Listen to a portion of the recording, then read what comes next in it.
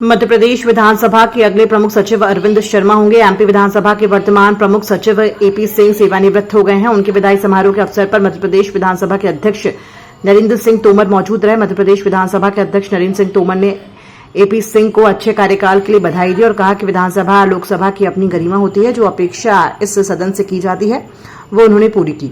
विधानसभा में एपी सिंह ने नियमों का पालन किया और कराया भी। देखिए, ये मेरा सौभाग्य है कि मुझे भारत की जो संसद है उसमें भी काम करने का अवसर मिला और फिर हमारे राज्य की जो विधानसभा है उसमें भी कार्य करने का अवसर मिला। और दोनों जगह मैंने देखा है कि संसदीय लोकतंत्र बहुत मजबूती से कार्य करता है और हमारे जो जनप्रतिनिधि हैं वो भी सक्षम हैं। सदन विधानसभा की एक अलग अपनी परंपराएं रही हैं, यहाँ बहुत गंभीरता के साथ बहस होती है, सारी चीज़ें होती हैं, तो उसी में हम सभी की भूमिका रहती है। और मैं चूँकि 93 में मैंने विधानसभा यहाँ ज्वाइन की थी, तब से मैंने विभिन्न भूमिकाओं में यहाँ प्रयास किया कि जो भी मेरा योगदान हो सकता है उसमें किया जाए। और जब कोरोना काल विशेष तौर से आया तो उसमें बड़ी चुनौतीपूर्ण स्थिति थी, विषम परिस्थितियाँ थीं। ये निर्भर था कि संवैधानिक दायित्व कैसे पूरे हों, क्योंकि 2 सत्रों के बीच में 6 माह का से अधिक का संविधान के अनुसार अंतर नहीं हो सकता।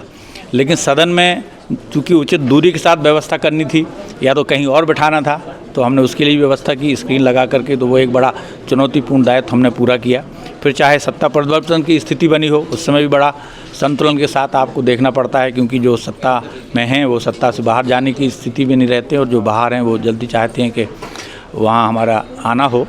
तो उसके लिए मुझे याद आ रहा है कि माननीय जो हमारे स्वर्गीय राज्यपाल थे लालजी टंडन जी, वो उनके साथ मेरी प्रायः शाम की चाय होती थी और हम लोग बड़ा डिस्कस करते थे कि इस परिस्थिति में क्या हो, क्योंकि राजभवन पर भी दबाव था और मेरे ऊपर भी दबाव था। लेकिन हमने मिल करके उसको संतुलन के साथ सारी परिस्थितियों को, जो भी वैधानिक स्थिति थी संविधान के हिसाब से, नियम प्रक्रिया के हिसाब से सदन में विश्वास मत रख करके वो हमने सारा पूरा किया।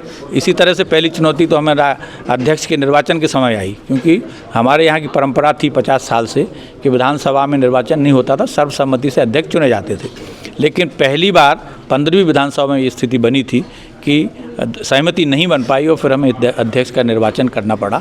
तो उसमें भी हमने प्रक्रिया विकसित की और उसको हमने पूरी नियम प्रक्रिया से ही पालन किया।